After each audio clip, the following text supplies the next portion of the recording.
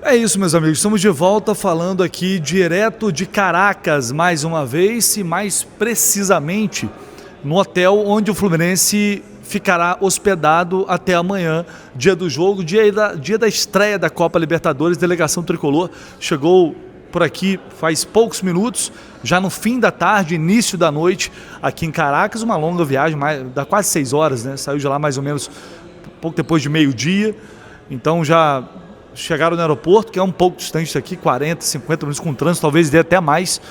E aí a gente acompanhou a chegada da delegação do Fluminense. A gente vai registrar tudo aqui para vocês, como sempre fazemos, com a volta de Canóbio, tá? Você pode deixar aqui também, por favor, se você puder, o seu like, como sempre, dando aquela moral, fortalecendo o nosso trabalho. A gente sempre na correria, na luta para ficar pertinho do Fluminense e com isso levar para vocês todos os bastidores de mais uma cobertura, de mais uma Copa Libertadores, principalmente para a galera que não mora no Rio de Janeiro, né? Tem pouca oportunidade de ver o time ao longo dos anos.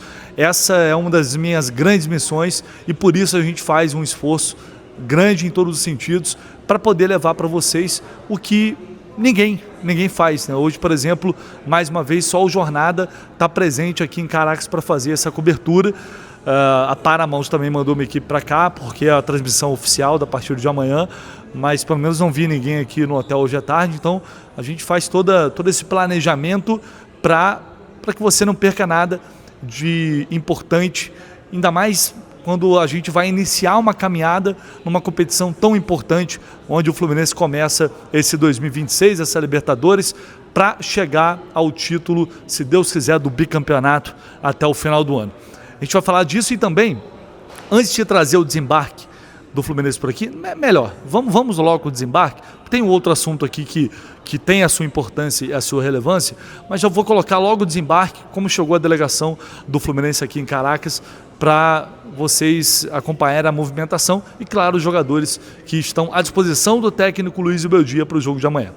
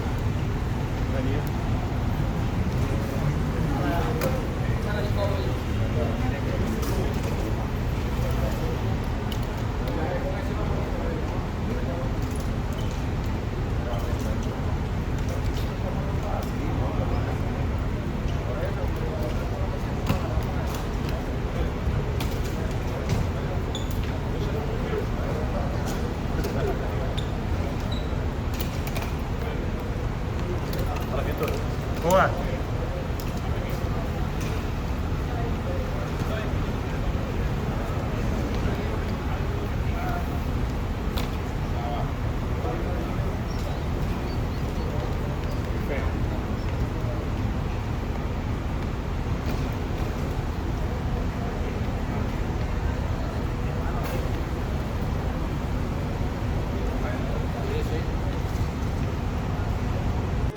Muito bem, então como vocês observaram, Lúcio Acosta passou, está voltando, René, jogadores que ficaram fora da última partida poupados, estão novamente aqui, Canóbio, né, que foi poupado por desgaste físico depois da data FIFA, também volta a ficar à disposição do Zubeldia. Então dá para dizer que o grupo está completo aqui em Caracas para essa estreia. Acho que dá para dizer que é o grupo completo, à exceção, claro, dos lesionados, do Bernal, do Nonato. A gente vai falar muito mais sobre isso no pré-jogo desta terça-feira, como vocês já estão acostumados, tudo aqui de Fluminense e La Guaira a partir das 6 da manhã. Vamos trazer mais detalhes. Mas com esse retorno, a tendência é o quê? Que o Zubeldia escale o que ele tem de melhor.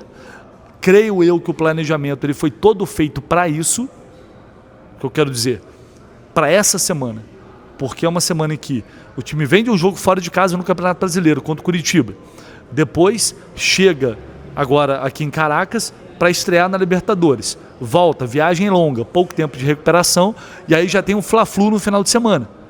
Então, cara, é uma semana pesada. Acredito, apesar do Zubeldia não ter manifestado tudo isso dessa forma, né? Acredito que o planejamento foi feito para esta semana. Por isso, alguns jogadores foram poupados contra o Coxa, com o intuito de jogar a estreia da Libertadores e também estar em condições de atuarem no Fla-Flu. É a suposição que eu faço, tentando entender a decisão de tirar alguns atletas daquele jogo lá no Couto Pereira. Então a gente deve ter o time, acredito eu, o time titular, né, com a zaga James e Freitas, voltando o René também da lateral, o Lúcio voltando, Canóbio com Savarino e John Kennedy no ataque. Até amanhã talvez a gente consiga apurar alguma coisa em termos de escalação, claro, tendo novidade, como já fizemos no último jogo. Vocês já ficaram sabendo na frente que alguns atletas estariam fora. Eu vou trazer aqui para vocês também, tá? Bom, para a gente fechar aqui esse vídeo, hoje o presidente Matheus Montenegro participou de uma reunião na sede da CBF para tratar sobre a criação da Liga. E aí, na saída dessa reunião, ele se manifestou e falou sobre a reclamação oficial que o Fluminense fez junto à CBF após ter sido prejudicado com aquele gol do Serna anulado diante do Curitiba. Vamos ver o que disse aí Matheus Montenegro. O que o torcedor gostaria nesse tipo de caso enfim, invadir a casa do árbitro ou do assistente, alguma coisa nessa linha que a gente não pode fazer. Assim, o que a gente pode fazer como defesa institucional o Fluminense protocolou um ofício manifestando seu descontentamento com a arbitragem. Eu vim aqui, conversei com o presidente da comissão, a gente vai ter uma reunião específica para tratar disso amanhã, e o posicionamento do Fluminense é muito claro. O Fluminense foi prejudicado no jogo de ontem, o Fluminense está disputando o título brasileiro, a gente montou um elenco para disputar todos os títulos, o Fluminense entrou na rodada a 3 pontos do líder e saiu a 5 com 2 lances muito parecidos.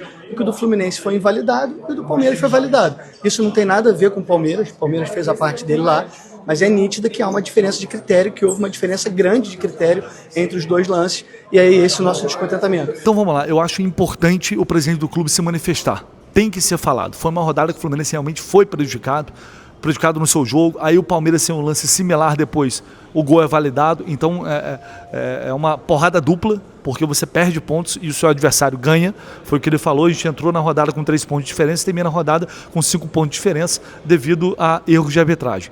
Então tem que se posicionar, tem que marcar território, é assim que esses clubes fazem, é assim que esses clubes trabalham, e o Fluminense não pode ficar só levando porrada e ninguém falar nada. Foi o que eu falei, protocolou uma reclamação, vai se reunir com a comissão de arbitragem, vai resolver alguma coisa? Talvez na prática não resolva nada. A gente sabe como funcionam as coisas aqui no Brasil, principalmente em relação à arbitragem. Já sabemos como funciona, mas tem que ser falado.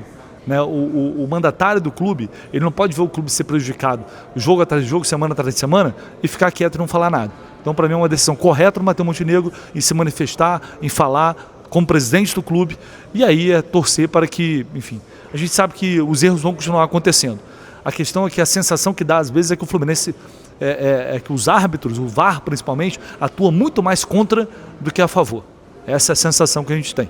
Então, uma reclamação válida após um final de semana que acabou sendo muito prejudicial ao Fluminense em relação à tabela do Campeonato Brasileiro. Tá bom, gente? É isso, vamos ficando por aqui. Então, 6 da manhã, nosso pré-jogo com todas as informações de La Guaira e Fluminense, direto aqui de Caracas. Um abraço para vocês. Não esqueça, por favor, de deixar o seu like aqui, tá? Se inscrever aqui no canal. Tamo junto.